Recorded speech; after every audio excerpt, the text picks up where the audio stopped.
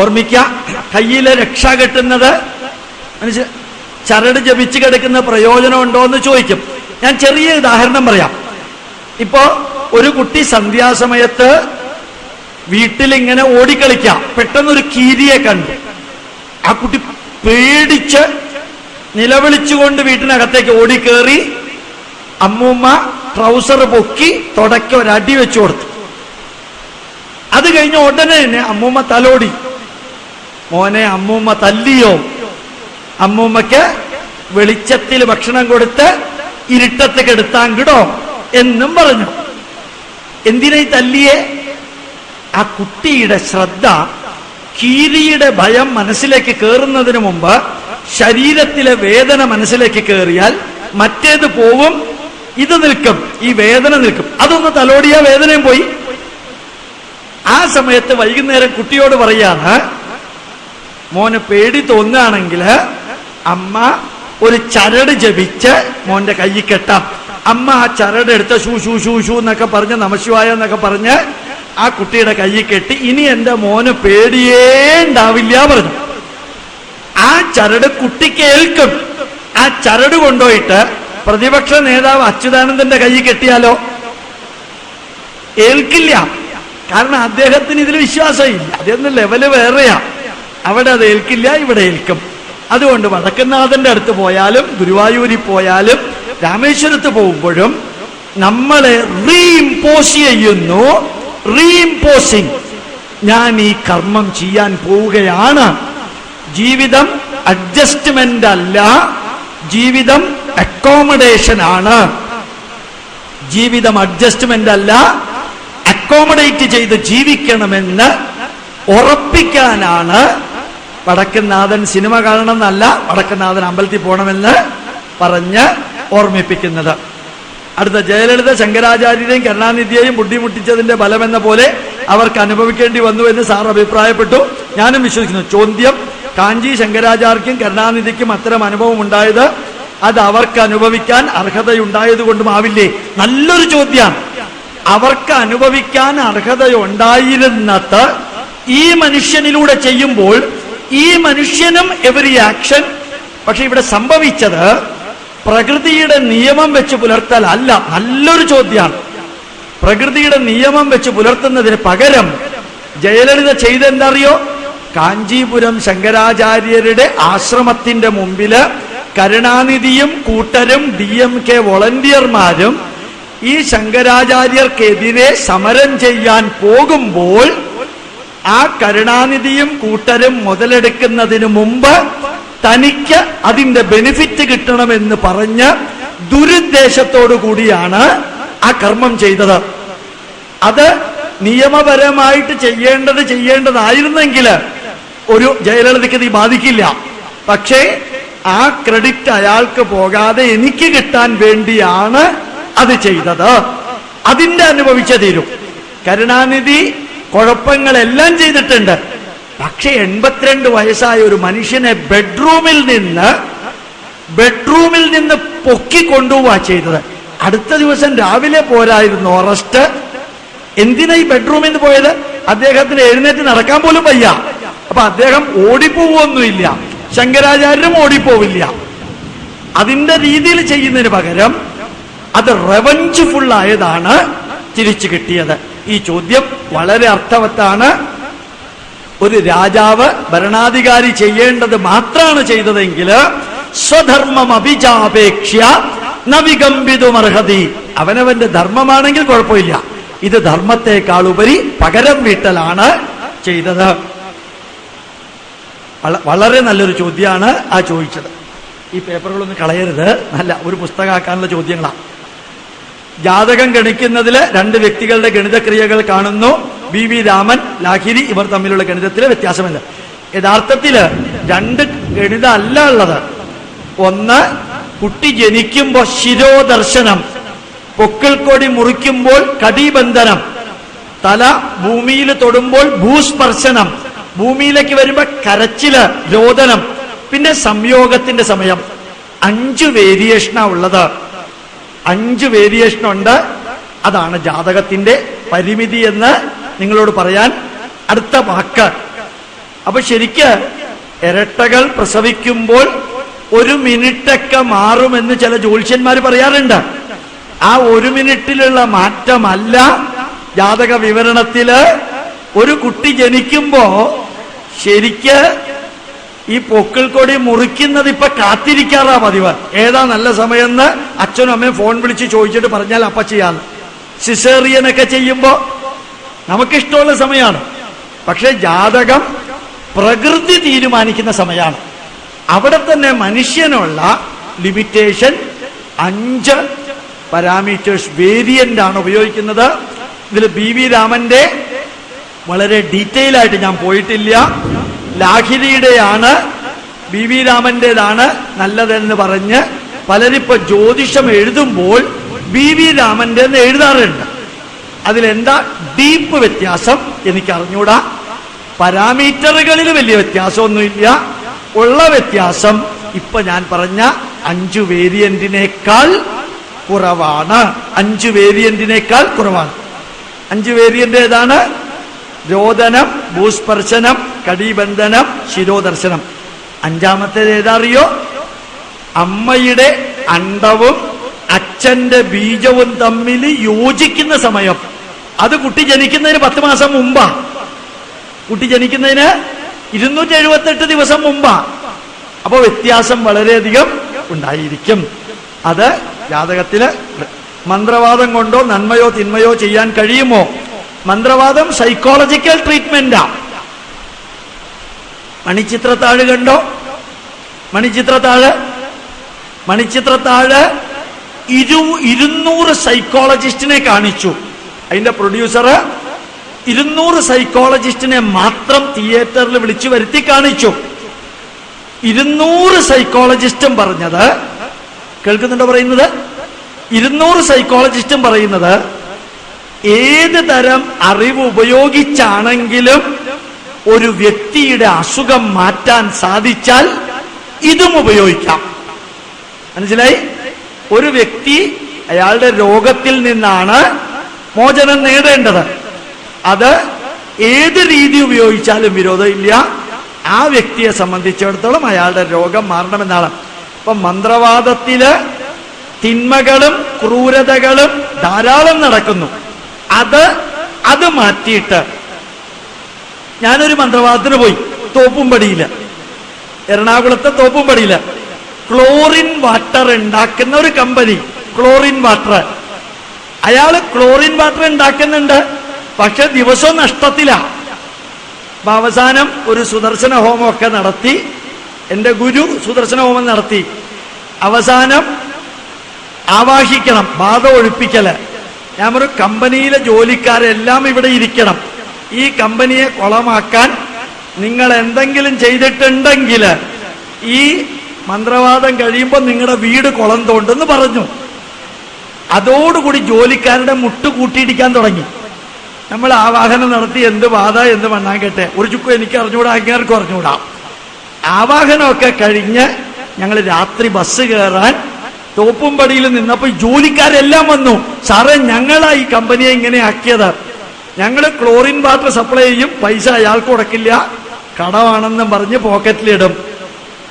അപ്പൊ യഥാർത്ഥത്തിൽ മന്ത്രവാദം കൊണ്ട് കുറെ സത്യം തെളിയും. അപ്പോ എല്ലാത്തിനും പ്രയോജനമുണ്ട്. പക്ഷെ ഇപ്പൊ ഒരു മുസ്ലിം മൗലവി ഒരു അമ്മച്ചിയെ ചവിട്ടിക്കൊല്ലുന്ന രീതിയിലാക്കി അമ്മച്ചി മരിച്ചുപോയി. അത് മന്ത്രവാദമല്ല, അത് കാടത്തം. അത് കാടത്താണ്. മന്ത്രവാദത്തിനൊരു റൂളുണ്ട്. ഘനമന്ത്രങ്ങളെ ഉപയോഗിക്കാം. ഘനമന്ത്രങ്ങൾ ഉപയോഗിച്ച് ശരീരത്തെ വേദനിപ്പിക്കുന്നത് മിനിമം. ചിലതില് ന്യായീകരിക്കാൻ പറ്റില്ല. പണ്ട് വേറെ ആൾട്ടർനേറ്റീവ് ഉണ്ടായിരുന്നില്ല. ഇലക്ട്രിക് ഷോക്ക് കൊടുക്കാൻ ഇലക്ട്രിസിറ്റി ഉണ്ടായിരുന്നില്ല. അപ്പൊ വേറൊരു ഷോക്കാ കൊടുക്കാം. വേറെ ഇലക്ട്രിസിറ്റി ഉണ്ടാവാത്തത് കൊണ്ട് വേറൊരു ഷോക്ക്. പക്ഷെ ഇന്നത്തെ കാലത്ത് മന്ത്രവാദം ഒരു കാരണവശാലും ന്യായീകരിക്കാൻ പറ്റില്ല. പണ്ടത്തെ കാലത്ത് മറ്റൊരു ആൾട്ടർനേറ്റീവ് ഇല്ലായിരുന്നു. മന്ത്രവാദം കൊണ്ട് ബാധ ഒഴിയുമോ? ബാധ എന്ന വാക്കിന്റെ അർത്ഥം എന്താ? ബാധിച്ചത്. ബാധിച്ചത് ഇൻഫീരിയോറിറ്റി കോംപ്ലക്സ് ആവും. ബാധിച്ചത് മെന്റൽ തോന്നലാ. അയാൾ എന്നെ ഉപദ്രവിച്ചു, അയാൾ എന്നെ നശിപ്പിച്ചു, തോന്നലാണ്. ഈ തോന്നല് ആണെയാണ് നമ്മൾ ബാധ എന്ന് പറയാം. ബാധിച്ചതെന്തോ അതാണ് ബാധ. അതാ മനസ്സിൽ നിന്ന് പോണം. അത് പോവാൻ ഏത് വഴിയാണോ നല്ലത് ആ വഴി മിനിമം നെഗറ്റീവ് ഉണ്ടാക്കിയിട്ട് ഉപയോഗിക്കണം. ഒന്ന് ആലോചിച്ച് നോക്കാം. ഇവിടെ സൈക്കാട്രിസ്റ്റുമാരുണ്ടാവും. രണ്ട് ഇലക്ട്രോഡ് ഇവിടെ വെച്ച് പല്ലിന്റെ ഇടയ്ക്ക് മരത്തിന്റെ കഷ്ണം വെച്ച് വോൾട്ടേജ് അങ്ങ് തിരിച്ചു കൂട്ടുക. അല്പം കൂടിയാൽ ഇത് നോർമൽ ആവുന്നതിന് പകരം കൺവേർഷൻ ആയിട്ട് പെർമനന്റ് ഫിറ്റ്സ് രോഗം വരും. ഈ 13.8 സൈക്കിൾസ് പെർ സെക്കൻഡിന് 28.3 വരെ മാറാം. 13.8 നിന്ന് 28.3. ഇതിന്റെ അപ്പുറത്തേക്കോ ഇപ്പുറത്തേക്കോ കടന്നാൽ ഇയാളെ കംപ്ലീറ്റ്ലി CNS സെൻട്രൽ നെർവസ് സിസ്റ്റത്തിന്റെ അബ്നോർമാലിറ്റി വരും. ആ ഷോക്ക് ട്രീറ്റ്മെന്റും മറ്റേ ഷോക്ക് ട്രീറ്റ്മെന്റുമാരി ഒരു ഷോക്ക് ട്രീറ്റ്മെന്റാ. ഒന്ന് തെറ്റിയാൽ ഡേഞ്ചറസ് ആണ്.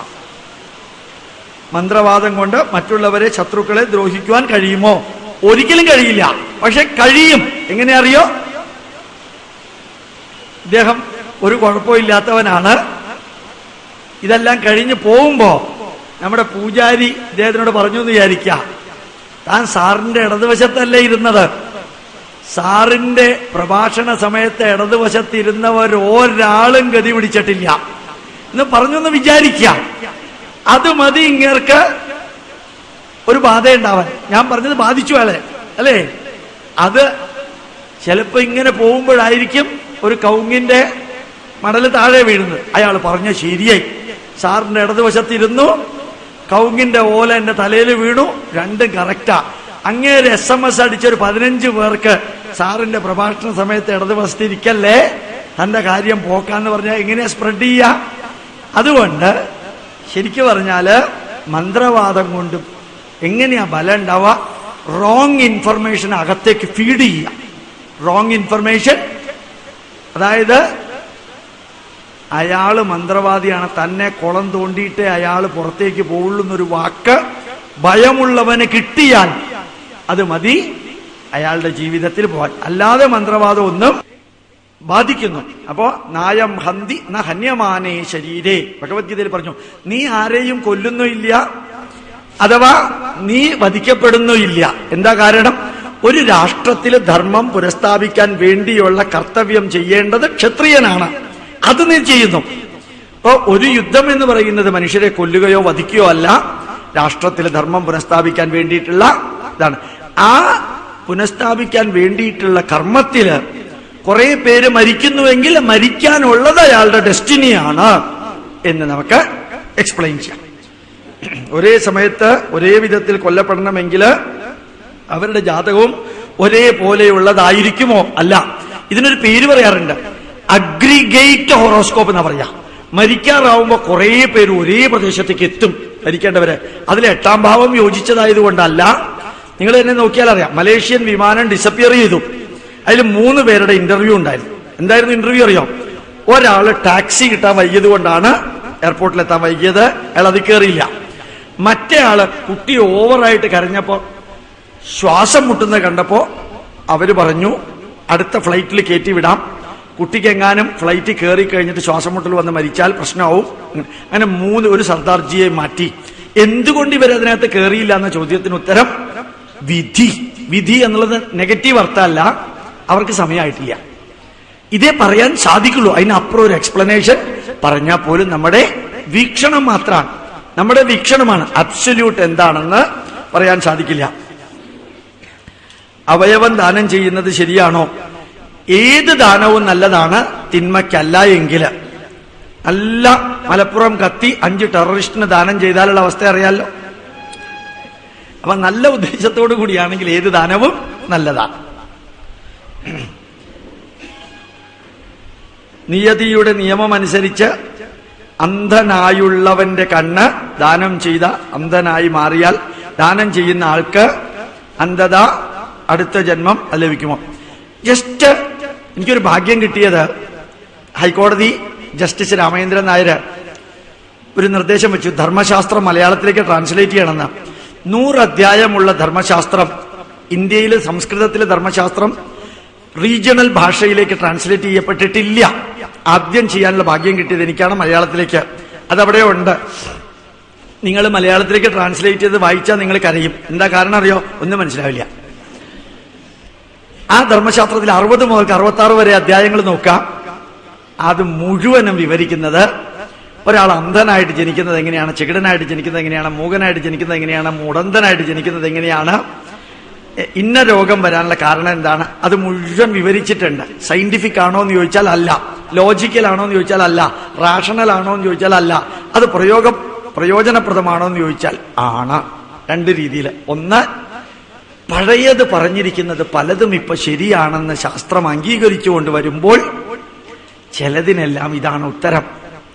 അതില് കാതറിൻ എന്ന പെൺകുട്ടിയോട് ബ്രയൻ വൈസ് ഒരു ചോദ്യം ചോദിക്കുന്നുണ്ട്. After your death, when I am asking you the question, you are not replying to me, why? ഒരു ജന്മത്തില് ഒരു ശരീരം കിട്ടി, ആ ശരീരത്തോടു കൂടി ജീവിച്ച് മരിച്ചു എന്ന് നിങ്ങൾ പറഞ്ഞതിന് ശേഷം പിന്നെ ഞാൻ പറയുന്ന ചോദ്യത്തിന് ഉത്തരം പറയുന്നില്ല. കുറേ സമയം കഴിഞ്ഞിട്ടാ ഉത്തരം പറയുന്നത്. ഈ ഗ്യാപ്പ് എന്തുകൊണ്ട്? വീണ്ടും സംശയം. എന്നിട്ട് ഉത്തരം പറഞ്ഞെങ്ങനെ അറിയാം? My soul was waiting for a body which is suitable for my experiencing the previous കർമ്മബലം. അതായത് എന്റെ ആത്മാവ് അതിന് പറ്റിയ ഒരു ശരീരത്തെ കിട്ടാൻ വേണ്ടി കാത്തിരിക്കാം. ആ ഗ്യാപ്പാണ് നിങ്ങൾ ചോദ്യം ചോദിക്കുന്നത്, ഞാൻ മിണ്ടാത്തത്. ആ ഗ്യാപ്പാണ് ചോദ്യം ചോദിക്കുന്നത്, മിണ്ടാത്തത്. രംഗനാഥാനന്ദ സ്വാമി എന്ന് കേട്ടിട്ടുണ്ടോ? രാമകൃഷ്ണ ആശ്രമത്തിലെ ഹെഡായിരുന്ന രംഗനാഥാനന്ദ സ്വാമിയോട് മിഷിഗൺ യൂണിവേഴ്സിറ്റിയിൽ വെച്ചിട്ടൊരു ചോദ്യം ചോദിച്ചു. ഞാൻ പറയുന്നതിന്റെ സ്പീഡ് കൂടുന്നുണ്ടെങ്കിൽ കൈ ഉയർത്തണേ, ഞാൻ കുറയ്ക്കാം. ഒരു ചോദ്യം ചോദിച്ചു സ്വാമി, have you got a soul എന്നായിരുന്നു സ്വാമിയോട് ചോദിച്ചത്. സ്വാമി മറുപടി പറഞ്ഞ എന്താ അറിയാമോ? Dear friend, my soul has got this body. Have you got a soul എന്ന് ചോദിച്ചതിന് ഈ ബോഡിക്ക് സോൾ ഉണ്ടോ എന്നല്ല ഉത്തരം പറഞ്ഞത്, സോളിന് ഈ ബോഡിയുണ്ട്. റിവേഴ്സാ പറഞ്ഞത്. My soul has got this body. അപ്പോൾ what is the difference? That is the difference between your culture and our culture. നിങ്ങളുടെ കൾച്ചർ ശരീരത്തിന് ആത്മാവുണ്ടെന്ന് നിങ്ങൾ പറയുമ്പോൾ ഞങ്ങളുടെ കൾച്ചർ ആത്മാവിന് ശരീരമുണ്ട്. ഞങ്ങൾക്ക് ഇമ്പോർട്ടൻസ് ആത്മാവിനാണ്. ആത്മാവാണ് ശരീരത്തെ തിരഞ്ഞെടുക്കുന്നത്. നിങ്ങളുടെ കണക്ക് പ്രകാരം ശരീരമാണ് ആത്മാവിനെ തിരഞ്ഞെടുക്കുന്നത്. ആത്മാവ് കർമ്മബലവുമായിട്ട് ആണ്. വായുർ ഗന്ധമിവാംബസി, വായുർ ഗന്ധമിവാംബസി. എങ്ങനെയാണോ വായു ഗന്ധത്തെ, സുഗന്ധം ദുർഗന്ധത്തെ ക്യാരി ചെയ്യുന്നത്, അതേപോലെ ആത്മാവ് കർമ്മബലത്തെ ക്യാരി ചെയ്ത് അത് അനുഭവിക്കാൻ പറ്റിയ ശരീരത്തെ തിരഞ്ഞെടുക്കുന്നു. അപ്പോ ഒരു അന്ധനായിട്ട് ജനിച്ച ആൾക്ക് മറ്റൊരാൾ കണ്ണുകൊടുത്താൽ അയാൾ അന്ധനായിട്ട് ജീവിക്കേണ്ട ആ കാലപരിധി തീർന്നു. അയാൾക്ക് അടുത്ത കാഴ്ച കിട്ടാനുള്ള കാലപരിധിയാണെന്ന് വേണമെങ്കിൽ വ്യാഖ്യാനിക്കാം. ആണെന്ന് പറയാൻ ഞാൻ ആരുമല്ല. വ്യാഖ്യാനിക്കാം. അയാളുടെ ഇത്ര കാലത്താണ് അയാൾ അന്ധനായിട്ട് ജീവിക്കേണ്ടി വരിക. ഞാൻ ടൊറന്റോയിൽ റോട്ടിൽ കൂടെ നടന്നുകൊണ്ട് പോയപ്പോ ഒരു ദിവസം ടൊറന്റോയില് ഒരു ബൈക്ക്, 1,50,000 രൂപയുടെ ബൈക്ക്, ഒരുവൻ അങ്ങ് ഫ്യൂറിയസ് സ്പീഡിൽ വരിക. എന്നിട്ട് ഒരു വലിയ സൂപ്പർ സ്റ്റോർ വന്നപ്പോ ഇയാൾ ഈ ബൈക്ക് അങ്ങ് ഇടത്തോട്ട് വളച്ചു. ഞങ്ങൾ കണ്ണടച്ച് ഞെട്ടിപ്പോയി. അയാൾ ഇടത്തോട്ട് വളച്ചതും ബൈക്ക് സ്കിഡായിട്ട് നല്ല വെയിറ്റ് ഉള്ള ബൈക്കാ. ഇവിടുത്തെ ബൈക്ക് മാതിരിയല്ല, നല്ല വെയിറ്റാ. അത് -60°C ഓടുന്ന ബൈക്കാ. അപ്പൊ അത് മുഴുവനും ജാമാവാത്ത കണ്ടീഷനുള്ളതാണ്. നമുക്കൊന്നും പൊക്കാൻ പറ്റില്ല. സ്കിഡായി അയാൾ മരിച്ചു. അയാളെ ആശുപത്രി കൊണ്ടുപോയി. ബ്രെയിൻ ഡെഡ്, ഹാർട്ട് ഡെഡ് അല്ല. തൊട്ട് അടുത്ത മുറിയിൽ ഒരുവന്റെ ഹാർട്ട് മരിച്ചുകൊണ്ടിരിക്കുക. അപ്പൊ ആ മരിച്ചുകൊണ്ടിരിക്കുന്ന ആളുടെ അമ്മയും അച്ഛനും, ഇയാളുടെ അമ്മയും അച്ഛനോടൊന്ന് ചോദിച്ചു, ഇയാളുടെ ഹാർട്ട് അങ്ങോട്ട് തരുമോ, എന്റെ മകൻ രക്ഷപ്പെടും. അപ്പൊ ഡോക്ടർ പറഞ്ഞു, സ്കിഡ് ചെയ്ത് വീണ ആള് ഇനി ജീവിക്കില്ല, ബ്രെയിൻ മൊത്തം പോയി. ഈ ഹാർട്ട് അങ്ങോട്ട് വെച്ചു. ക്ലിയറാണോ പറഞ്ഞത്? ഈ ഹാർട്ട് അങ്ങോട്ട് വെച്ചു. ഓർമ്മിക്കുക, ഹാർട്ട് സ്വീകരിച്ച വ്യക്തി അന്ന് വരെ പ്യുവർ വെജിറ്റേറിയൻ ആയിരുന്നു. ഈ ഹാർട്ട് സ്വീകരിച്ചതിന് ശേഷം അയാൾക്ക് ചിക്കൻ ബിരിയാണി തിന്നണം. മറ്റയാൾ ചിക്കൻ ബിരിയാണി വാങ്ങിക്കാനാ പോയത് കടയിലേക്ക്. അപ്പോ ഈ വെജിറ്റേറിയനായ മനുഷ്യന് ചിക്കൻ ബിരിയാണി, വെജിറ്റേറിയനായ മനുഷ്യൻ ചിക്കൻ ബിരിയാണി കഴിക്കണമെന്ന് തോന്നിയത് ടൊറന്റോ ജേണലിൽ വലിയൊരു ആർട്ടിക്കിളായിട്ടാണ് വന്നത്. അപ്പൊ നമ്മളുടെ വിധിയും നമ്മളുടെ ടേസ്റ്റും നമ്മളുടെ എന്താ പറയാ, നമ്മുടെ ആഗ്രഹം, അഭിലാഷം, തോന്നല്, അഭിവാഞ്ച, ഇതെല്ലാം ഒന്നിൽ നിന്ന് മറ്റൊന്നിലേക്ക് ട്രാൻസ്ഫർ ചെയ്യുന്നത് ഹാർട്ടാണോ എന്നൊരു ചോദ്യം. അതായിരുന്നു ചോദ്യം. അപ്പൊ ഇത് പറഞ്ഞ എന്തിനറിയാമോ? പലതിനും നമുക്ക് ഉത്തരമില്ല, വീക്ഷണമേ ഉള്ളൂ. എന്റെ വീക്ഷണം ഞാൻ പറയുന്നു, അത് ഉത്തരമാവണമെന്ന് നിർബന്ധമില്ല. ചെയ്യാൻ ധ്യാനം ചെയ്ത ആൾക്ക് അന്ധത, അടുത്ത ജന്മം അത് തിരിച്ചു കിട്ടുമോ? ഇയാള് കണ്ണ് അങ്ങോട്ട് ദാനം ചെയ്തു എങ്കിൽ അടുത്ത ജന്മത്തിൽ തലവിധി അനുസരിച്ച് അനുഭവിക്കേണ്ടത് ഇറേസ് ഓഫ് ചെയ്യും. ഈ ചോദ്യത്തിന് ഒരു സമാന്തരമായിട്ടുള്ള ഉത്തരം പറയാം. ചെറിയൊരു പോയിന്റ്. നിങ്ങൾ കൈലാസത്തിലേക്ക് പോയവരുണ്ടാവും, ആരെങ്കിലും ഇവിടെ ഉണ്ട്. പോയാൽ അറിയാം, 52 കിലോമീറ്റർ ചുറ്റളവ് നടക്കണം 3 ദിവസം കൊണ്ട്, 22,800 അടി. ആ നടത്തം എന്ന് പറയുന്നത് പ്രാക്ടിക്കലി ഡെഡാ. Practically dead. ഓടാൻ പറ്റില്ല. കാരണം ഫെറോഷ്യസ് പുലികളെ പോലെയുള്ള പട്ടികളുണ്ട്. ശ്രദ്ധിച്ച് നടന്നില്ലെങ്കിൽ പുറകിൽ നിന്ന് വരുന്ന യാക്ക് ഒന്ന് തട്ടിയാൽ 7,000-8,000 അടി താഴെയാ. ഈ കയറ്റം പോലെ ദുഷ്കരമാണ് ഇറക്കം. എന്തിന് കൈലാസത്തിൽ പോണം? ഉത്തരം ഇതാണ്. ഞാൻ ചെയ്തു കൂട്ടിയ തിന്മകള്, ഞാൻ ചെയ്ത തിന്മകള് ഞാൻ അനുഭവിക്കുന്നത് ഈശ്വരൻ എനിക്ക് തരുന്ന ശിക്ഷയല്ല. ഈശ്വരൻ ഒരാൾക്കും ശിക്ഷയും കൊടുക്കില്ല, രക്ഷയും കൊടുക്കില്ല. പ്രകൃതിയാണ് എന്നെ ശിക്ഷിക്കുന്നത്. ഒരു ശ്ലോകം പറയാം, ഇംഗ്ലീഷിലെ ശ്ലോകം. Whenever the system in equilibrium is disturbed. അർത്ഥം മനസ്സിലായി? Whenever the system in equilibrium is disturbed, the system will adjust itself in such a way that effect of the disturbance will be nullified. സന്തുലിതാവസ്ഥയിലിരിക്കുന്ന ഒന്നിന് എവിടെയെങ്കിലും താളം തെറ്റിയാൽ ആ system തന്നെത്താൻ അതിനെ adjust ചെയ്യും. അതുകൊണ്ട് ഞാൻ ഈ ജന്മത്തിൽ ചെയ്തു കൂട്ടിയ തിന്മകള് അനുഭവിക്കാൻ എനിക്ക് ശിക്ഷ തരുന്നത് ദൈവമല്ല, പ്രകൃതിയാണ്. പ്രകൃതി എനിക്ക് ശിക്ഷ തരുന്നത് വരെ ഞാൻ കാത്തിരിക്കാതെ ആ ശിക്ഷ ഞാൻ സ്വയം ഏറ്റെടുക്കുകയാണെന്ന് വിചാരിക്കാം. പ്രകൃതി എനിക്ക് വേദനിക്കുന്ന ശിക്ഷ തരുന്നത് വരെ കാത്തിരിക്കാതെ ഞാൻ സ്വയം ആ ശിക്ഷ ഏറ്റെടുക്കലാണ് ഒരു കൈലാസയാത്ര. 16 ദിവസം നരകയാതന. ഭക്ഷണം അങ്ങോട്ട് കഴിച്ചാൽ തലേ ദിവസത്തെയും കൂടി ചേർത്ത് ഇങ്ങോട്ട് വരും.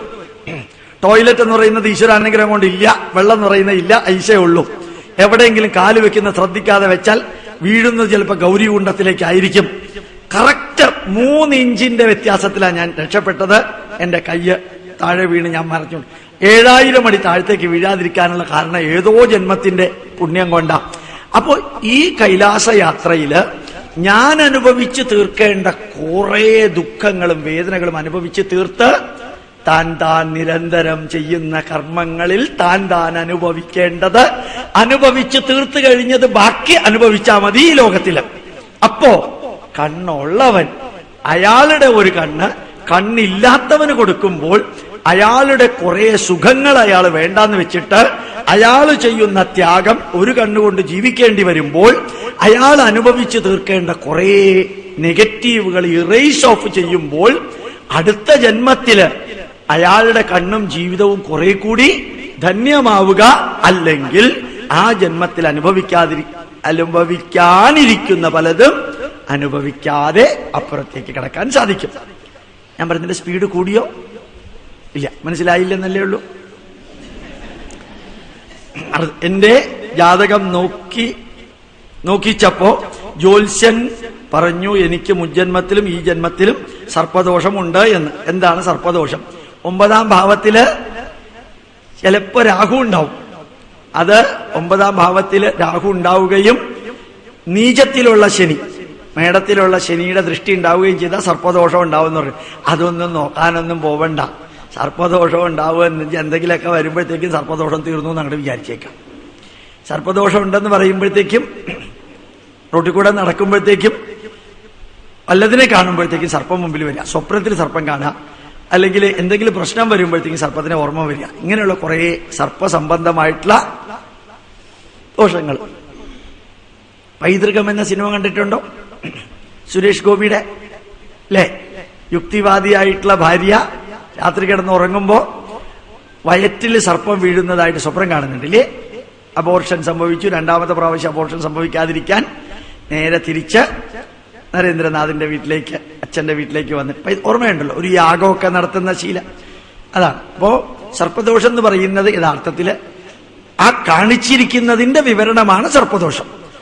നമ്മൾ ഇതുമാതിരിയുള്ളതിലേക്ക് പരിധിക്കപ്പുറമൊന്നും നമ്മൾ ചിന്തിച്ച് വേവലാതിപ്പെടേണ്ട കാര്യമില്ല. നല്ല കർമ്മം ചെയ്തുകൊണ്ട് മുമ്പോട്ട് പോകാം. ആധുനിക സമൂഹത്തിൽ ക്ഷേത്രങ്ങളും അന്ധവിശ്വാസങ്ങളും പിന്തുണയ്ക്കുന്നില്ലേ? ക്ഷേത്രങ്ങൾ മാത്രമല്ല, ഒത്തിരി കാര്യങ്ങള് നമ്മളെ അന്ധവിശ്വാസത്തിലേക്ക് കൊണ്ടുപോകുന്നുണ്ട്. ഇന്ന് നോക്കാം, പെസ്റ്റിസൈഡ് തളിക്കാത്ത ഒരൊറ്റ വെജിറ്റബിൾ ഇല്ല. കഴിഞ്ഞതിന്റെ മുമ്പിലത്തെ വർഷം വരെ തിരുവനന്തപുരത്ത് നിന്ന് തൃശ്ശൂർക്കോ എറണാകുളത്തേക്കോ വരുമ്പോ കരുനാഗപ്പള്ളിയിലെ ഹോൾസെയിൽ വെജിറ്റബിൾ മാർക്കറ്റ് ഉണ്ട്. ഒരാളാണ് ഹോൾസെയിൽ വെജിറ്റബിൾ മാർക്കറ്റ്. 15, 20, 30 ലോറി മത്തങ്ങയും കുമ്പളങ്ങയും ചേനയും അവിടെ ഉണ്ടാവാറുണ്ട്. ഓണം കഴിഞ്ഞാൽ 5 ലോറി ചീഞ്ഞ മത്തങ്ങയും കുമ്പളങ്ങയും അയാൾ റോട്ടിലേക്ക് ഇടും. ഓണം കഴിഞ്ഞാൽ 5 ലോറിയെങ്കിലും ഇടും. നമുക്ക് അത്ഭുതം തോന്നും ചീഞ്ഞതിടുന്നത്. ഇപ്രാവശ്യം ഒരെണ്ണം പോലും ഇട്ടിട്ടില്ല. ഒരെണ്ണം പോലും ഓണം കഴിഞ്ഞിട്ട് ഇട്ടിട്ടില്ല. എന്താ കാരണം അറിയോ? വാക്സും കോപ്പർ സൾഫേറ്റും കൂടി ചേർത്ത് നേരെ മത്തങ്ങയിൽ മുക്കിയിരിക്കുക. കാരണം മത്തങ്ങ ഒരിക്കലും ചെയ്യില്ല. 85 ദിവസം കഴിഞ്ഞാലും ആപ്പിൾ ചെയ്യില്ല, കുമ്പളങ്ങ ചെയ്യില്ല. ആ കോപ്പർ സൾഫേറ്റ് അകത്തേക്ക് പോയാലുള്ള അവസ്ഥ എന്താ? പരിധിക്കപ്പുറം പോയാല് ശരിക്കും പറഞ്ഞാൽ കിഡ്നി ബ്ലോക്ക് ആവില്ലേ? നമ്മുടെ പിറ്റ്യൂട്ടറി ഗ്ലാൻഡ് പോവില്ലേ? നമ്മുടെ ബ്രെയിൻ എന്തിനു കൊള്ളാം ഇത്രയും കോപ്പർ സൾഫേറ്റ് പോയാൽ? ശരിക്കും ആ കോപ്പർ സൾഫേറ്റ് ഇത്രയും ചേർക്കുന്നതല്ലേ ലോകത്തിലെ ഏറ്റവും വലിയ അന്ധവിശ്വാസം? മത്തങ്ങയെ സംരക്ഷിച്ച് തിന്നുന്നവരെ കൊല്ലുന്നത്, മത്തങ്ങയെ സംരക്ഷിച്ച് തിന്നുന്നവരെ കൊല്ലുന്നത്, അതാണ് നമ്മൾ അനുഭവിക്കുന്നത്. അപ്പൊ ക്ഷേത്രങ്ങളായാലും ജ്യോത്സ്യങ്ങളായാലും ആശ്രമങ്ങളായാലും അന്ധവിശ്വാസങ്ങൾ എല്ലായിടത്തുമുണ്ട്. ഓർമ്മിക്കുക, നല്ലൊരു കൊട്ടേഷൻ വിവേകാനന്ദൻ പറഞ്ഞതുണ്ട്. മൈ ഡിയർ ഫ്രണ്ട്സ്, തുടങ്ങുന്നത് ഇങ്ങനെയാ: my dear friends, you have got a wrong notion. അർത്ഥം മനസ്സിലായി? നിങ്ങൾക്കൊരു തെറ്റിദ്ധാരണയുണ്ട്. My dear friends, you have got a wrong notion. You think that the good increases continuously and evil decreases continuously. അർത്ഥം മനസ്സിലായി? You think that the good increases continuously and evil decreases continuously. And you think that a day will come, only good will remain and evil will disappear. അർത്ഥം മനസ്സിലായി? നിങ്ങൾ വിചാരിക്കുന്നു ഒരു കാലം വരും നന്മ മാത്രം നിലനിൽക്കുകയും തിന്മ ഇല്ലാതെയാവുകയും ചെയ്യുന്ന ഒരു കാലം വരും. റോങ് മൈ ഡിയർ ഫ്രണ്ട്സ്, തെറ്റാണ്. When good increases, evil will also increase. നന്മ കൂടുന്നതിനനുസരിച്ച്. ഇപ്പൊ ക്ഷേത്രങ്ങളിൽ ആൾക്കാരും ഭക്തരും കൂടുന്നതിനനുസരിച്ച് അവിടെയും അന്ധവിശ്വാസങ്ങളും ദുരാചാരങ്ങളും വളർന്നുകൊണ്ടേയിരിക്കും. അതുകൊണ്ട് ക്ഷേത്രത്തിനകത്ത് പാൻസ് നിഷേധിക്കപ്പെടുന്നത് ഇത് സൂചിപ്പിക്കുന്നില്ലേ? അതൊന്നുമില്ല. ധൈര്യമായിട്ട് പാൻറ് ഇട്ട് കയറുക. അയാൾ വല്ലതും പറയുകയാണെങ്കിൽ അപ്പൊ നോക്കാം. ഇതിനെതിരെ സാറിന്റെ അഭിപ്രായം എന്താ? ഇവിടെ പാൻറ്റും ഷർട്ടും ഒക്കെ ഇട്ട് കയറാം, ഷൂസ് ഇട്ടുകൊണ്ട് കയറരുതെന്ന് മാത്രമേ. പാൻറ്റൊക്കെ ഇട്ടുകൊണ്ട് ധൈര്യമായിട്ട് കയറാം. ഒരു തന്ത്രിയോട് ഞാൻ ചോദിച്ചു, ഷർട്ട് ഇട്ടുകൊണ്ട് അമ്പലത്തിൽ കയറിയാൽ എന്താ? അദ്ദേഹം പറഞ്ഞത് പണ്ടുള്ളവര് ഷർട്ട് ഇടാറില്ല.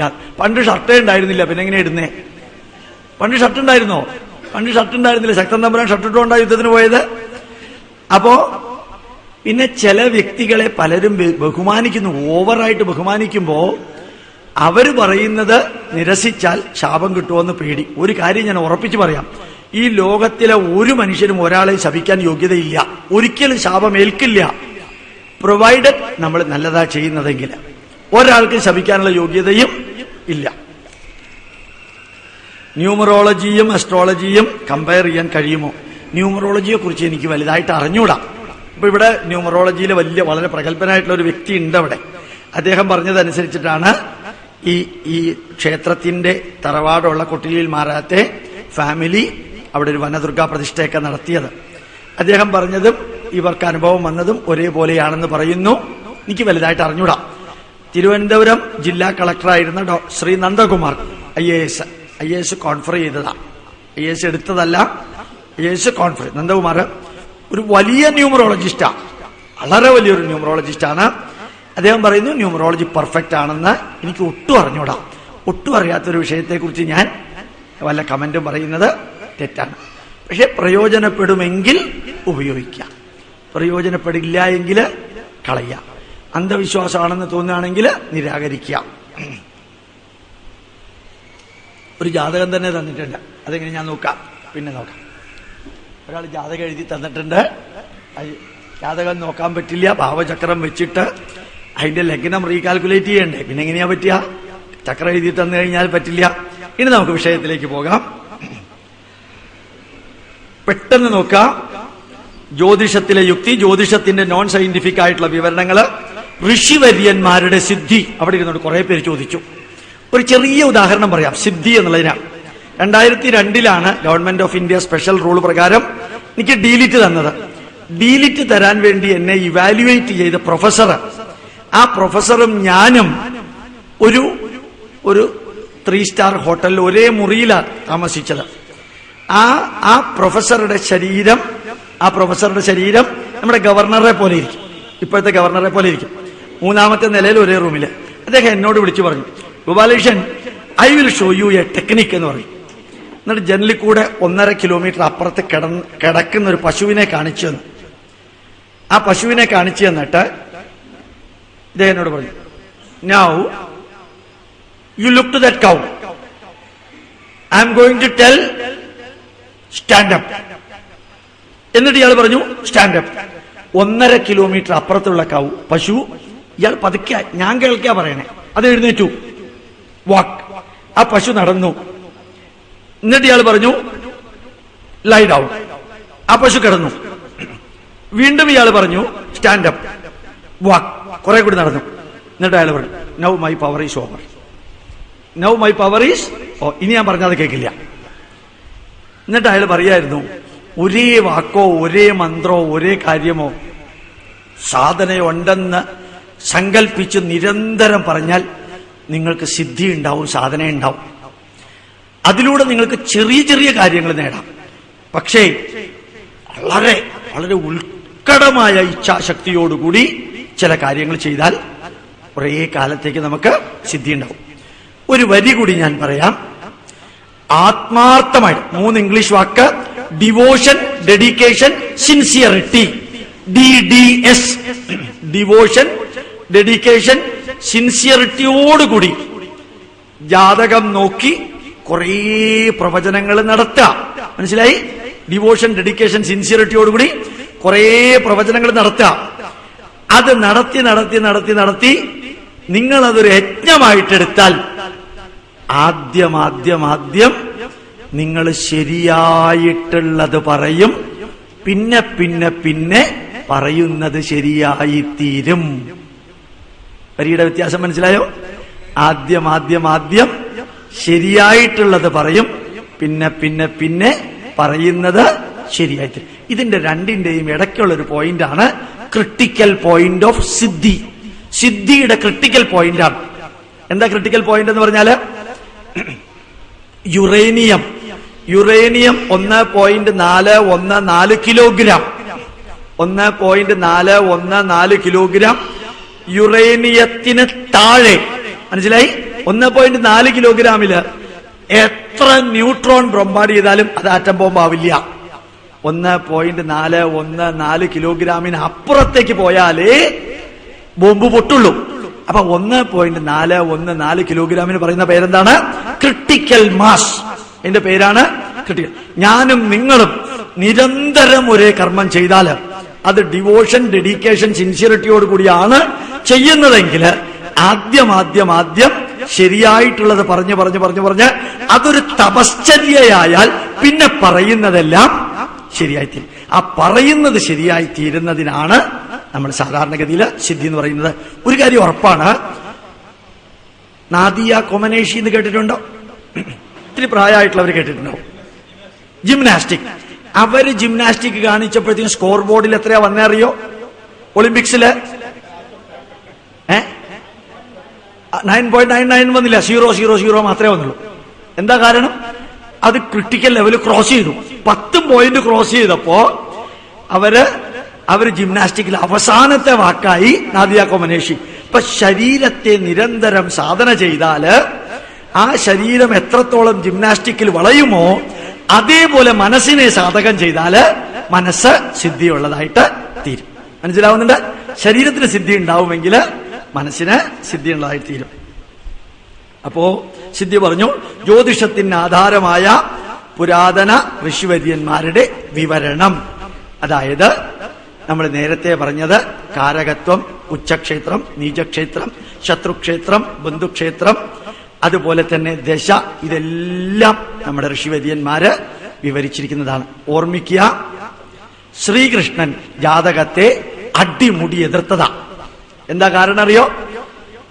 അർജുനൻ യുദ്ധത്തിന് പോകുന്ന സമയത്ത് കൃഷ്ണനോട് പറയുന്നൊരു വരിയുണ്ട്, നിമിത്താനീച്ച പശ്യാമി വിപരീതാനി കേശവ. കേട്ടിട്ടുണ്ടോന്ന് അറിഞ്ഞൂടാ? ഹിന്ദുക്കളായ സ്ഥിതിക്ക് ഭഗവത്ഗീത വായിച്ചിട്ടുണ്ടാവില്ല. അപ്പൊ ഓർമ്മിക്കുക, നിമിത്താനീച്ച പശ്യാമി, അല്ലയോ കേശവ, ഈ യുദ്ധത്തിന് പോകുമ്പോ ഒത്തിരി നിമിത്തം ഞാൻ കാണുന്നുണ്ട്. കൃഷ്ണൻ അത് കേട്ടതായിട്ടേ നടിച്ചില്ല. അതുകൊണ്ട് കൃഷ്ണൻ ഒരു സ്ഥലത്ത് പറയുന്ന ഒരു സംഭവമുണ്ട്. നാരായണീയം വായിച്ചാൽ അറിയാം. നാരായണീയത്തിൽ പച്ചത്തെറിയുണ്ട്. അത് വായിച്ച് അർത്ഥം മനസ്സിലാക്കാത്തവർക്ക് കുഴപ്പമില്ല, അർത്ഥം മനസ്സിലാക്കിയവർക്ക് മനസ്സിലാവും അതിനകത്ത് കുറെ ഉണ്ടെന്ന്. കുറേ യാഗം നടത്തിക്കൊണ്ടിരിക്കുകയാണ് വേദപണ്ഡിതര്. 5 കുട്ടികളെ അങ്ങോട്ട് അയക്കാം ഈ വേദപണ്ഡിതന്മാരുടെ അടുത്ത് പറയാൻ. എന്താ പറയാൻ? വിശക്കുന്നു ഞങ്ങൾക്കെന്ന് പറയാൻ. ഈ വേദപണ്ഡിതന്മാരുടെ അടുത്ത് എന്നിട്ട് കുട്ടികൾ വിശക്കുന്നു പറഞ്ഞു. അവർ മൈൻഡ് ചെയ്തില്ല. എന്നിട്ട് കൃഷ്ണന്റെ അടുത്ത് വന്ന് പറഞ്ഞു, ഇവർ മൈൻഡ് ചെയ്തില്ല. അപ്പൊ കൃഷ്ണൻ പറഞ്ഞു, അവരുടെ ഭാര്യമാരുടെ അടുത്ത് പോയിട്ട് വിശക്കുന്നു എന്ന് പറയാൻ പറഞ്ഞു. പിന്നെ 5 കുട്ടികൾ ചെന്നിട്ട് ഇവരുടെ ഭാര്യമാരുടെ അടുത്ത് വിശക്കുന്നു പറഞ്ഞു. അവര് പറഞ്ഞു, എന്ത് യാഗം, എന്ത് മണ്ണാങ്കട്ട, പിള്ളേരുടെ വിശപ്പല്ലേ ഇമ്പോർട്ടന്റ് എന്ന് പറഞ്ഞാൽ അവർക്ക് ഭക്ഷണം കൊടുത്തു.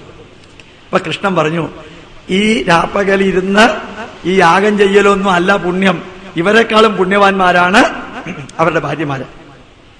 ത്രൈഗുണ്യ വിഷയാവേദ നിസ്ത്രൈഗുണ്യോപവാർജുന. ഈ ജ്യോതിഷവും വേദവും മന്ത്രവാദവും തന്ത്രവും കുന്ത്രവും ഒക്കെ മാറ് അർജുന, അതൊക്കെ മാറ്റിക്കളയാം, അതിനപ്പുറത്തേക്ക് പോവാം. അപ്പൊ നമ്മുടെ പൂർവികർ നല്ല കപ്പാസിറ്റിയുള്ള പാർട്ടീസ് ആയിരുന്നു. നമ്മൾ വിചാരിക്കണമായിരുന്നല്ല, കുഴപ്പം നമുക്കാ ചിലപ്പോ. അപ്പൊ ത്രൈഗുണ്യ വിഷയാവേദ, സത്വഗുണം, രജോഗുണം, തമോ ഗുണം 3 വേദത്തിലുണ്ട്. ഹേ അർജുന, നീ അതിനപ്പുറത്തേക്ക് കിടക്കാം. നല്ല വരികളാണ് ശ്രീകൃഷ്ണന്റെ. അതുകൊണ്ട് പലപ്പോഴും ഞാൻ ശ്രീകൃഷ്ണൻ എന്ന് പറയരുത്, ഡോക്ടർ കൃഷ്ണൻ എന്ന് പറയണമെന്ന് പറയാറുണ്ട്. അടുത്ത സ്പീഡിൽ വായിച്ചു പോയാൽ മനസ്സിലാക്കാം. പഴയ പൈതൃക ജ്ഞാനമെല്ലാം സയൻസായി തീരുന്നു, സയൻസായിട്ട് തീരുന്നു. ഞാൻ നേരത്തെ പറഞ്ഞു, നാസായിൽ പോയപ്പോ രാഹുൽ ദ്രാവിഡിന്റെ ജ്യേഷ്ഠൻ നാരായൺ ദ്രാവിഡ എന്നെ നാസായിലേക്ക് കൊണ്ടുപോയത്. അദ്ദേഹം പറയുന്നു, മിക്കവാറും അമേരിക്കക്കാര് വേദമന്ത്രം കേട്ടിട്ടാണ് റിസർച്ച് ചെയ്യുന്നത്. അവര് വേദമന്ത്രം കേൾക്കാൻ കാരണം മാട്രിക്സ് റെവല്യൂഷൻ 3 എന്ന സിനിമ കണ്ടു. മാട്രിക്സ് റെവല്യൂഷൻ 3 സിനിമ നിങ്ങൾ ആരെങ്കിലും കണ്ടോ? മുഴുവൻ വേദമന്ത്രങ്ങളാണ്. ആ വേദമന്ത്രങ്ങളുടെ എഫക്ട്. അപ്പോ വേദം ഇന്ന് സയൻസാ, യോഗ ഇന്ന് സയൻസാണ്, മ്യൂസിക് തെറാപ്പി ഇന്ന് സയൻസാണ്. NAT, ന്യൂയോർക്കിലൂടെ നിങ്ങൾ കാർ ഓടിച്ചോണ്ട് പോയാല് പച്ച ബോർഡില് NAT എന്ന് എഴുതി വെച്ചിട്ടുണ്ടാവും, ആരോ കൊടുത്തിട്ടുണ്ടാവും.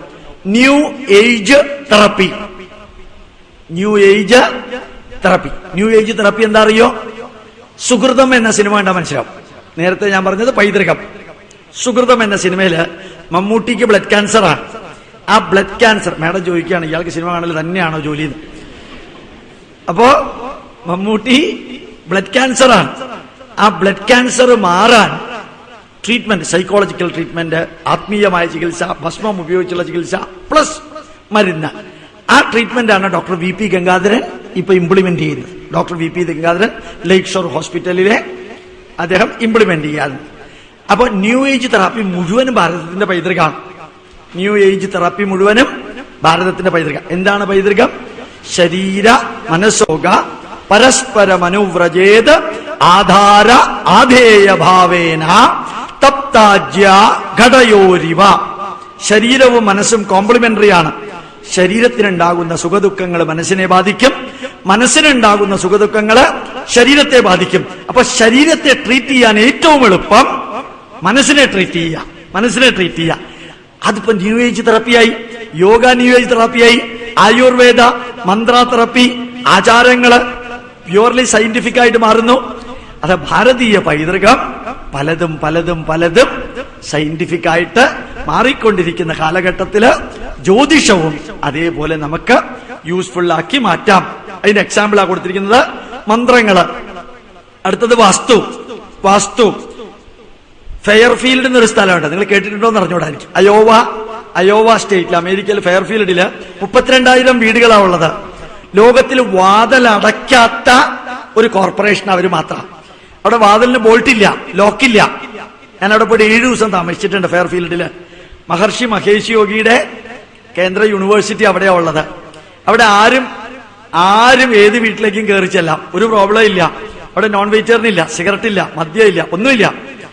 അവിടെ ഫെയർഫീൽഡില് ശരിക്കും പറഞ്ഞാല് പള്ളി ഉൾപ്പെടെ, പള്ളി ഇപ്പൊ ഇല്ല, പള്ളിയൊക്കെ അടിച്ചു പൊളിച്ചു, സകല വീടുകളും വാസ്തുവിന്റെ അടിസ്ഥാനത്തിലാണ്. വേദിക് വാസ്തു. ഒരു മിനിറ്റും കൂടി ഞാനൊരു വരി പറഞ്ഞ് പുറത്തേക്ക് വരാം. എന്റെ ജന്മദിനം 20/11/1955 അല്ല, ഡേറ്റ് ഓഫ് ബർത്ത് അതാണ്. ഞാൻ 20/11/1955 ഫെയർഫീൽഡിലേക്ക് കയറുന്നത്. ഈ മഹേഷ് യോഗിയുടെ അവിടെ ചെന്ന് ഞാൻ കുറെ ക്ലാസ്സുകൾ എടുത്തു. ഇങ്ങനെ ക്ലാസ് എടുത്ത് വരുമ്പോ ഒരു സ്ത്രീ വന്ന് എന്നോട് പറഞ്ഞു, November 20th, 1955 is not your birth date. നിങ്ങളുടെ ജാതകം ഞാൻ എഴുതി തരാന്ന് പറഞ്ഞ് ഈ ഞാൻ നടക്കുന്നതും സംസാരിക്കുന്നതും ഞാൻ ചിരിക്കുന്നതും ക്ലാസ് എടുക്കുന്നതും മാത്രം അടിസ്ഥാനമാക്കിയിട്ട് ആ സ്ത്രീ എന്റെ ജാതകം എഴുതി തന്നു. ഞാൻ കുറച്ചു മുമ്പ് ക്ലാസ് കഴിഞ്ഞിറങ്ങിയപ്പോ ഒരാൾ എന്നോട് ചോദിച്ചു, എന്റെ ജാതകം നഷ്ടപ്പെട്ടു, എനിക്ക് ജാതകം ഉണ്ടാക്കാൻ എന്താ വഴി? അതിനാണ് പറയാ നഷ്ടജാതകാധ്യായം.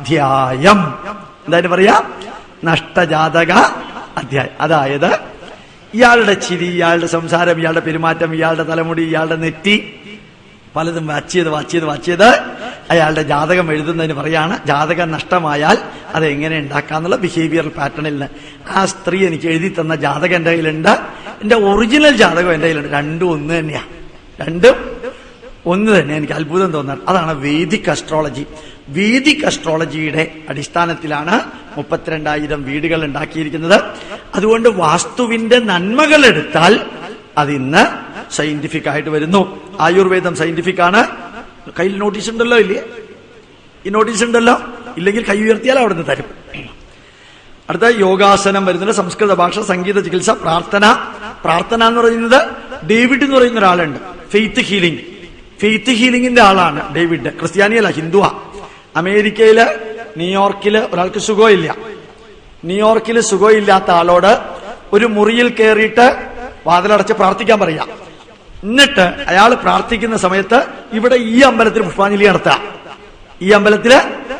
നടത്തുക, അയാളുടെ അസുഖം മാറും. ഇത് ഈ ഡേവിഡ് ഒത്തിരി സ്ഥലത്ത് തെളിയിച്ചിട്ടുണ്ട്. എന്നാണ് പ്രാർത്ഥന, ഫെയ്ത്ത് ഹീലിംഗ് എന്ന് പറയുന്നത്.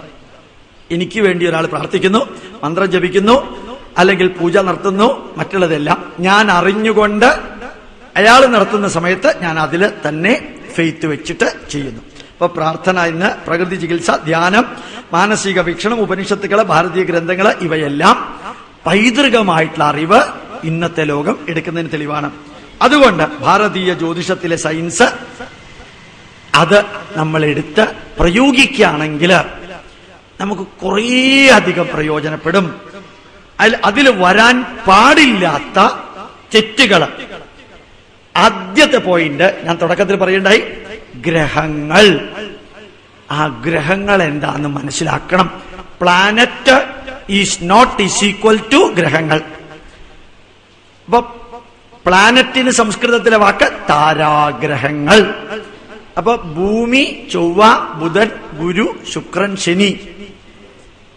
അടുത്ത വരി പറയുമ്പോൾ ശ്രദ്ധിക്കുക, അത് നമ്മളെ സ്വാധീനിക്കുന്നത് കൊണ്ട്, സ്വാധീനിക്കുന്നു എന്ന വാക്കുകൊണ്ട്, ആ വാക്കാണ് ഗ്രഹം. ഗ്രഹിക്കുക. ഞാൻ പറഞ്ഞത് താൻ ഗ്രഹിച്ചോ ചോദിക്കാറില്ലേ നമ്മള്? ഞാൻ പറഞ്ഞത് താൻ ഗ്രഹിച്ചോ, തനിക്ക് മനസ്സിലായോ, താൻ ഉൾക്കൊണ്ടോ, താൻ അറിഞ്ഞോ? ഇപ്പൊ ഗ്രഹം എന്ന് പറയുന്നത് സ്വാധീനിക്കുന്നതെല്ലാം ഗ്രഹമാണ്. അതുകൊണ്ട് സൂര്യൻ നമ്മളെ സ്വാധീനിക്കുന്നു, സൂര്യൻ ഗ്രഹമാണ്. ചന്ദ്രൻ നമ്മളെ സ്വാധീനിക്കുന്നു, ചന്ദ്രൻ ഗ്രഹമാണ്. അതുപോലെ തന്നെ രാഹുവും കേതുവും നോഡുകളാണ്, അത് നമ്മളെ സ്വാധീനിക്കുന്നു, അതുകൊണ്ട് അത് ഗ്രഹമാണ്. ചൊവ്വ സ്വാധീനിക്കുന്നു, ഗ്രഹമാണ്. മനസ്സിലാവുന്നുണ്ട്? ബുധൻ സ്വാധീനിക്കുന്നു, ഗ്രഹമാണ്. പക്ഷേ സൂര്യൻ പ്ലാനറ്റ് അല്ല. സൂര്യൻ പ്ലാനറ്റ് അല്ല. പ്ലാനറ്റ് ആണെങ്കിൽ അതിനെ പറയേണ്ട പേര് താരാഗ്രഹം. ചന്ദ്രൻ, സൂര്യൻ താരാഗ്രഹമല്ല, ചന്ദ്രൻ താരാഗ്രഹമല്ല, അതുപോലെ രാഹു താരാഗ്രഹമല്ല, കേതു താരാഗ്രഹമല്ല, കുജൻ ചൊവ്വ താരാഗ്രഹമാണ്, പ്ലാനറ്റാണ്. ബുധൻ പ്ലാനറ്റാണ്, താരാഗ്രഹമാണ്. ഗുരു അഥവാ ജൂപ്പിറ്റർ താരാഗ്രഹമാണ്, പ്ലാനറ്റാണ്. മനസ്സിലാവുന്നുണ്ട്? പക്ഷെ സൂര്യൻ പ്ലാനറ്റ് അല്ല, പക്ഷെ ഗ്രഹമാണ്. ഗ്രഹമാണെന്ന് പറയാൻ കാരണം എന്താണ്?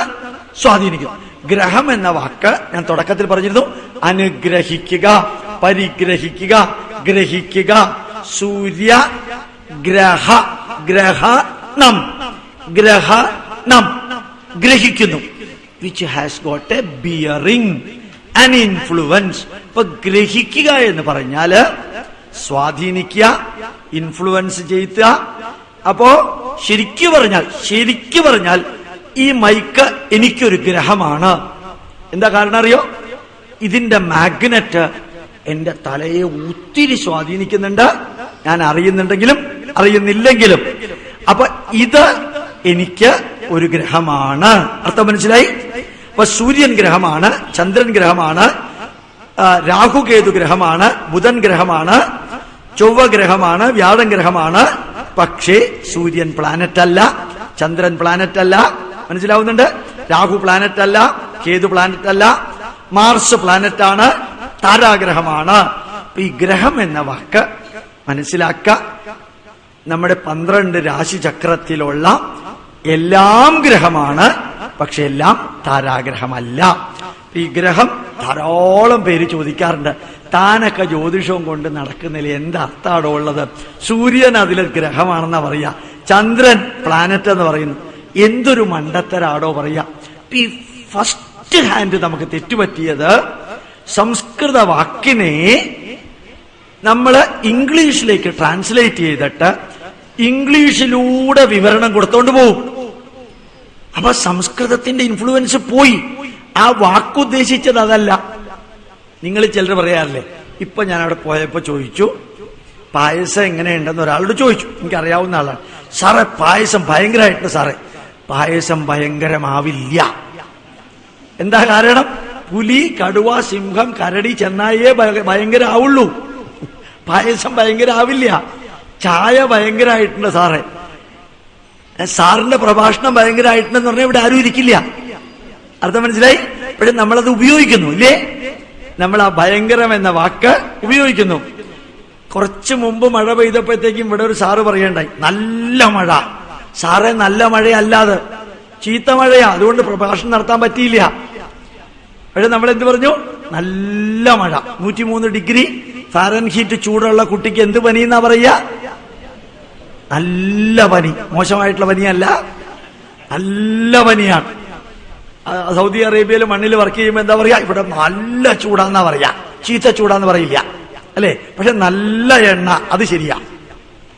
അതിൽ ഒമേഗ 3 ഫാറ്റി ആസിഡ് ഉള്ളത് കൊണ്ട് നല്ല എണ്ണ തന്നെയാണ്. കുരുമുളകിൽ കാപ്സൈസിൻ ഇല്ല, അതുകൊണ്ട് കുരുമുളക് നല്ല മുളകാണ്. മറ്റേ മുളക് ചീത്ത മുളക് തന്നെയാണ്.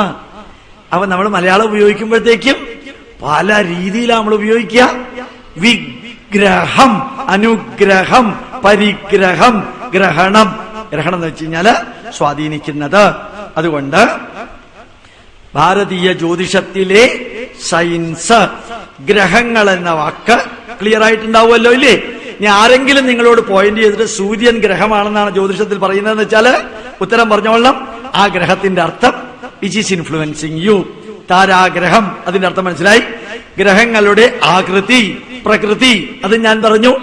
എല്ലാ ഗ്രഹങ്ങളും സ്ഫറിക്കലാണ്. ഗ്രഹങ്ങളുടെ ഭ്രമണം ആര്യഭടീയം എന്ന പുസ്തകത്തിൽ എടുത്ത് നോക്കിയാൽ അറിയാൻ സാധിക്കും. എല്ലാം ശനി ഉൾപ്പെടെ ഉള്ളതിന്റെ സൂര്യന് ചുറ്റും പ്രദക്ഷിണം വെക്കാനുള്ള കാലയളവ് ഡേയ്സിലും സെക്കൻഡിലും പറഞ്ഞിട്ടുണ്ട്. നമുക്കൊന്നും ചിന്തിക്കാൻ പറ്റില്ല. അപ്പോ സെൽഫ് റൊട്ടേഷനിലുള്ള ടൈം, റെവല്യൂഷനിലുള്ള ടൈം, ഡിക്ലിനേഷൻ, ലാറ്റിറ്റ്യൂഡ്, ലോഞ്ചിറ്റ്യൂഡ് എല്ലാം സയൻസ്, പ്യുവർ സയൻസിന്റെ അടിസ്ഥാനത്തിലാണ് നമ്മുടെ ജ്യോതിഷത്തില് പറഞ്ഞിരിക്കുന്നത്. ഭൂമിയുടെ പ്രത്യേകത ശരിക്കും പറഞ്ഞാൽ ആകർഷണ ശക്തിയൊക്കെ ഇവിടെ നല്ല ഭംഗിയായിട്ട് പറഞ്ഞിട്ടുണ്ട്. ഞാനൊരു വരി പറയാൻ മനസ്സിലാവുന്നുണ്ടോ നോക്കാം. ആകൃഷ്ടി ശക്തിശ്ച മഹീതയായത് ഘസ്തം ഗുരു സ്വാഭിമുഖം സ്വശക്ത്യ. അർത്ഥം പറയാം. ആകൃഷ്ടി ആകർഷിക്കുന്നു, ശക്തിശ്ച വിത്ത് ഫോഴ്സ്, മഹി മഹി എന്ന് വെച്ചാൽ എർത്ത്, മഹി എന്ന് വെച്ചാല് ഭൂമി, യത് ഘസ്തം ആകാശത്തിലുള്ള, ഗുരു സോളിഡ് മെറ്റീരിയൽസിനെ, സ്വാ അഭിമുഖം സ്വശക്തിയ ആകൃഷ്യതേ. അർത്ഥം മനസ്സിലായി? ആകാശത്തിലുള്ള സോളിഡ് മെറ്റീരിയൽസിനെ ഭൂമി തന്റെ ശക്തി കൊണ്ട് തന്നിലേക്ക് ആകർഷിക്കുന്നു. യത് ആകൃഷ്യതേ, ഏതൊന്നാണോ ആകർഷിക്കപ്പെടുന്നത് തത് പതതി, അത് വീഴുന്നു. അപ്പൊ ആകർഷണ ശക്തിയെ കുറിച്ച് 1148 ഭാസ്കരാചാര്യൻ എഴുതിയ സിദ്ധാന്ത ശിരോമണി എന്ന പുസ്തകത്തിലെ 6-ാം അധ്യായത്തിലെ 20-ാമത്തെ വരി, അത് ആകർഷണ ശക്തിയെ കുറിച്ച് പറയുന്നു. കംപ്ലീറ്റ് ഭാരതത്തിലെ ജ്യോതിശാസ്ത്ര പുസ്തകം നോക്കിയാല് അത്ഭുതം തോന്നും. ഞാൻ ഈ ഇന്ത്യൻ സയന്റിഫിക് ഹെറിറ്റേജ് എന്ന പുസ്തകം കൊണ്ട് കേംബ്രിഡ്ജ് യൂണിവേഴ്സിറ്റി പോയി. കേംബ്രിഡ്ജ് യൂണിവേഴ്സിറ്റിയിലെ മാത്തമാറ്റിക്സ് പ്രൊഫസറെ കണ്ടു. എന്നിട്ട് ഇത് അദ്ദേഹത്തിന് കൊടുത്തു. അദ്ദേഹത്തിനോട് ഇരിക്കാൻ പറഞ്ഞു. കേംബ്രിഡ്ജ് യൂണിവേഴ്സിറ്റി ലണ്ടനിൽ നിന്ന് 10-30 മൈൽ ദൂരമുണ്ട്. അത് മുഴുവനും വായിച്ചതിന് ശേഷം അദ്ദേഹം പറഞ്ഞൊരു വാക്കെന്താണെന്ന് വെച്ചാൽ, ഇന്നും എനിക്കൊരു ഭയങ്കര അഭിമാനം തോന്നും. Dear doctor Gopal, till today I was thinking that the modern science started from Greek. അത് പറഞ്ഞ വരിക. Till today I was thinking that the modern science started from Greek.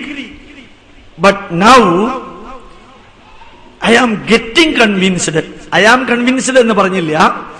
I am getting convinced that you have produced the document with the reference. That is the need of the hour. I will study and I will inform you. അപ്പൊ യഥാർത്ഥത്തില് നമ്മളുടെ നാട്ടിലുള്ള astronomy മൊത്തം document ചെയ്തിട്ടുണ്ട്. Mathematics എത്ര തിയറാണ് ഇവിടെ ഉള്ളത്. ശരിക്കും sine theta, cos theta, tan theta കേട്ടിട്ടുണ്ടോ നിങ്ങള്? ചിലപ്പോ കാലിത്തീറ്റ മാത്രമേ കേട്ടിട്ടുണ്ടാവും. ഇത് സൈൻ തീറ്റ കോസ്. ചാപാച്ച തത്തത് ഫലതോപി തദ്വത് ചാപാഹതദ്വ്യാധി ഹതത്രിമൗര്യ ലബ്ധാനി യുഗ്മാനി ബലാന്യതോദാപാദ യുഗ്മാനി ച വിസ്തരാർദ്ധാത് വിന്യസ്യ ചോപര്യുപരിത്യജേത് തച്ചേഷൗ ഭുജ കോടിഗുണൗ ഭവേദ. ഒരർത്ഥവും നിങ്ങൾക്ക് മനസ്സിലാവില്ല. Sine theta, cos theta, tan theta ഉപയോഗിച്ച് 1446 എഴുതിയ തിയറമാണ്. പക്ഷെ നമ്മൾ ഇപ്പോഴും പഠിച്ചിരിക്കുന്നത് സർ ഐസക് ന്യൂട്ടണും ല്യൂളറും ലെബനിറ്റ്സുമാണ് സൈൻ തീറ്റ, കോസ് തീറ്റ കണ്ടുപിടിച്ചത്. ഞാൻ വലിയ ഒരു കാര്യം പറയാൻ വേണ്ടിയിട്ടല്ല ഇത് പറഞ്ഞത്. ഇതിനകത്ത് ഗ്രഹങ്ങളെ കുറിച്ച് പറഞ്ഞിരിക്കുന്നതും അതിന്റെ rotation, revolution, latitude, longitude perfectly scientific ആണെന്ന് ഒന്ന് ഓർമ്മിപ്പിക്കാൻ വേണ്ടിയാണ് ഞാൻ പറഞ്ഞത്. അതേപോലെ തന്നെ ഭൂമിയുടെ പ്രത്യേകത, സൂര്യന്റെയും ചന്ദ്രന്റെയും പ്രത്യേകതകള്, ജ്യോതിഷത്തിലെ പദപ്രയോഗങ്ങള്. നമ്മുടെ ജ്യോതിഷത്തിലെ പദപ്രയോഗങ്ങളെല്ലാം ഈക്വലന്റ് ഇംഗ്ലീഷ് ഉണ്ട്. അപ്പൊ ലഗ്നം എന്ന് പറഞ്ഞു വിചാരിക്കാം, അതിനെന്താ പറയാ? Right ascension. ലഗ്നം എന്ന് വെച്ചാല് റൈറ്റ് അസെൻഷൻ. അതുപോലെ തന്നെ ശരിക്കും നമ്മൾ പറയാറുണ്ട് പ്രിസിഷൻ ഇക്വിനോക്സ്, ഇംഗ്ലീഷാണ്. അയനാചലനം, പാരലാക്സറർ, ദശാഗ്രം.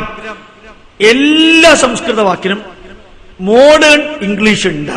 മറ്റൊരർത്ഥത്തില് നമ്മളിവിടെ കണ്ടുപിടിച്ചതെല്ലാം പ്യുവർലി സയന്റിഫിക് ആണ്, അസ്ട്രോണമിയും മാത്തമാറ്റിക്സിനെയും സംബന്ധിച്ചിടത്തോളം. അതുകൊണ്ട് ജ്യോതിഷം പഠിക്കാൻ ആഗ്രഹിക്കുന്നവർ മനസ്സിനകത്ത് ആദ്യം മനസ്സിലാക്കേണ്ടത് ഭൂമിയെക്കുറിച്ചും ചന്ദ്രനെക്കുറിച്ചും ഗോളങ്ങളെക്കുറിച്ചുമുള്ള നമ്മുടെ അറിവുകള് ഒന്നും അന്ധവിശ്വാസമായിരുന്നില്ല, ഒന്നും ദുരാചാരമായിരുന്നില്ല, എല്ലാം പ്യുവർലി സയന്റിഫിക് ആണ്. അത് അനവധി ഫോറിൻ സയന്റിസ്റ്റുമാര് ട്രാൻസ്ലേറ്റ് ചെയ്യുകയും ചെയ്തിട്ടുണ്ട്. അതുകൊണ്ട് ജ്യോതിഷ വിദ്യാർത്ഥികൾ ആദ്യം അറിയേണ്ടത്, പഠിക്കാൻ താല്പര്യമുള്ളവർ അറിയേണ്ടത്, നമ്മുടെ ഭൂമിയെക്കുറിച്ചുള്ള അറിവ്. ഇനി ഒരു വരി ഞാൻ പറയാം, അർത്ഥം മനസ്സിലാവുന്നുണ്ടോ നോക്കാം. ലങ്കായ ഏകം ശംഖുകീലം പ്രതിഷ്ഠാപ്യ. ശ്രീലങ്കയില് ഒരു വിറകിന്റെ കമ്പ് തറയ്ക്കുക. ലങ്കയില് ഒരു കമ്പ് തറയ്ക്കുക. ഏകം സൂത്രം ബദ്ധ്വ, ഒരു ചരട് കൊണ്ട് കെട്ടുക. ഒരു കമ്പ് നിറച്ച് ഒരു ചരട് കൊണ്ട് കെട്ടുക.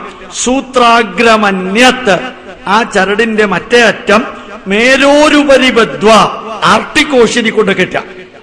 ശ്രീലങ്കയിൽ ഒരു കമ്പ് നിറച്ച് ഒരു ചരട് കെട്ടി ആ ചരടിന്റെ മറ്റേ അഗ്രം ആർട്ടിക് ഓഷ്യനിൽ കെട്ടുക. യത് രേഖാ ദൃശ്യതേ, അർത്ഥം മനസ്സിലായി? ആ ചരട് പോകുന്ന ഒരു രേഖ കാണില്ലേ, തത് രേഖ, ആ രേഖയെ ദേശാന്തര വിധായിനി, ഇന്റർനാഷണൽ ലൈൻ ഓഫ് ഡേ. ഇപ്പൊ ഗ്രീൻവിച്ചിൽ കൂടെ പോകുന്ന രേഖ 1730 വരെ ഭാരതത്തിലായിരുന്നു. 1820 വരെ എന്നാണ് ഞാൻ നേരത്തെ പറഞ്ഞത്. വേറൊരാള് അവിടെ ഗ്രീക്കെന്ന് വിളിച്ചറിയിച്ചു 1820 വരെയല്ല, 1730 വരെ. ഇവിടെ ലങ്ക, വാത്സ്യപുരി, അവന്തി, സുരാലയ, ഹിമാലയാൻ അവഗാഹ്യ സ്ഥിതാരേഖ ദേശാന്തര വിധായിനി.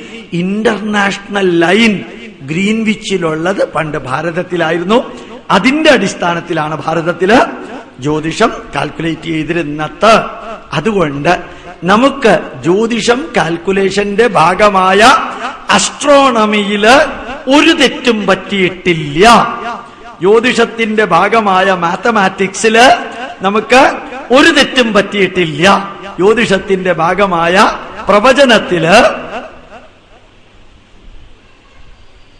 പ്രവചനത്തില് മനസ്സിലാവുന്നുണ്ടല്ലോ ഇല്ലേ? അതായത് തെറ്റാണോ ശരിയാണോ എന്ന് കണ്ടുപിടിക്കാനുള്ള സയന്റിഫിക് ടൂളുകള് ഇന്നില്ല. കാരണം അത് പ്രവചനമാണ്, പ്രവചനം ആണ്. അപ്പോ നമ്മള് മനസ്സിലാക്ക തലയ്ക്ക് തോന്നിയത് വായയ്ക്ക് തോന്നിയത് കോതയ്ക്ക് പാട്ട് എന്ന രീതിയിലല്ല നമ്മുടെ ജ്യോതിഷം എഴുതിയിരിക്കുന്നത്. അതിന്റെ പുറകില് കുറെ സയൻസ് ഉണ്ട്, പ്ലസ് പ്രവചനമുണ്ട്.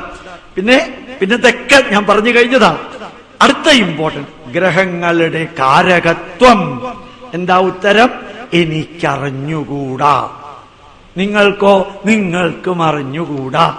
ഏറ്റവും വലിയ ജ്യോത്സ്യനോ? അദ്ദേഹത്തിനും അറിഞ്ഞുകൂടാ. അദ്ദേഹം അറിഞ്ഞുകൂടെന്ന് പറയുവോ? പറയില്ല. എന്താ പറയാത്തത്? അറിഞ്ഞുകൂടാത്തോണ്ട് തന്നെ. എങ്ങനെയാണ് ചൊവ്വ കെമിസ്ട്രി ആയിട്ട് ബന്ധപ്പെട്ടിരിക്കുന്നത്? അറിഞ്ഞൂടാ. ചൊവ്വ പെട്രോളുമായിട്ട് ബന്ധപ്പെട്ടിരിക്കുന്നത്? അറിഞ്ഞൂടാ. ചൊവ്വ എങ്ങനെയാണ് വാഹനവുമായിട്ട് ബന്ധപ്പെട്ടിരിക്കുന്നത്? അറിഞ്ഞൂടാ. ചൊവ്വ എങ്ങനെയാ ആയുധവുമായിട്ട് ബന്ധപ്പെട്ടിരിക്കുന്നത്? അറിഞ്ഞൂടാ. ചൊവ്വ എങ്ങനെയാ ബ്ലഡുമായിട്ട് ബന്ധപ്പെട്ടിരിക്കുന്നത്? അറിഞ്ഞൂടാ. മനസ്സിലാവുന്നുണ്ട്? അത് കാരകത്വം. അപ്പൊ യഥാർത്ഥത്തിൽ ഓരോ ഗ്രഹത്തിനും കാരകത്വം കൊടുത്തത് എങ്ങനെയാണെന്ന് അറിഞ്ഞുകൂടാ എന്ന് പറയാൻ നിങ്ങൾക്ക് ഇന്നു മുതൽക്ക് അറിയാം. അറിഞ്ഞുകൂടെന്ന് പറയാൻ ഇന്നു മുതൽക്ക് അറിയണം. പിന്നെ അടുത്ത വരി നോക്കാം. തെറ്റായ വിവരണങ്ങളും ന്യായീകരണങ്ങളും കാരകത്വ സന്ദേശവും പദപ്രയോഗവും ഒഴിവാക്കണം. അതായത് സൂര്യന്റെ അകത്ത് ബ്ലിസ്റ്റർ നടക്കുന്നത് കൊണ്ട് സൂര്യൻ നമ്മളെ സ്വാധീനിക്കുന്നു, അതൊന്നും സൂര്യന്റെ കാരകത്വത്തിന് എടുക്കരുത്. നമ്മള് ചെറിയ ചെറിയ ചെറിയ ന്യായീകരണങ്ങൾ എടുത്ത് പറയാറുണ്ട്. കണ്ടില്ലേ, വെളുത്ത വാവിന്റെ അന്ന് വേലിയേറ്റം ഉണ്ടാവുന്നു. അപ്പൊ ചന്ദ്രൻ മനുഷ്യനെ സ്വാധീനിക്കുന്നു എന്നുള്ളതിന് തെളിവല്ലേ? മൃഗങ്ങളില് വെളുത്ത വാവിന്റെ അന്ന് മാറ്റം ഉണ്ടാവുന്നു. അപ്പൊ ചന്ദ്രൻ സ്വാധീനിക്കുന്നു എന്നുള്ളതിന് തെളിവല്ലേ? പക്ഷെ അതൊന്നും കാരകത്വവുമായിട്ട് ഒരു ബന്ധമില്ല. കാരകത്വവുമായിട്ട് ഒരു ബന്ധവുമില്ലാത്തതിനെ ന്യായീകരിക്കാൻ മറ്റൊന്നും എടുക്കരുത്. രാശിചക്രം എങ്ങനെയാ എടുത്തത്? ആർബിട്രറിലി എടുത്തതാ. മേടസംക്രാന്തിയാണ്, വിഷുവാണ്, മേടസംക്രാന്തിയാണ് സൂര്യൻ ഇങ്ങനെ കറങ്ങി ഒരു കറക്കം പൂർണ്ണമാക്കുന്നത്. ഭൂമിയിൽ നിന്ന് നോക്കുമ്പോ മറിച്ചു നോക്കിയാൽ സൂര്യന് ചുറ്റും ഭൂമി കറങ്ങുന്നതിന്റെ ആരംഭം കുറിക്കുന്നത് മേടരാശിയിലാണ്. മേടരാശി ആരംഭം. ആ മേടരാശി ആരംഭം അതാണ് ഭൂമി സൂര്യന് ചുറ്റും കറങ്ങുന്നതിന്റെ തുടക്കം എന്നാരായെടുത്തത്? എന്താ അവിടെ മേടമെടുത്തത്? ഇടവമെടുത്തൂടായിരുന്നോ? അറിഞ്ഞൂടാ.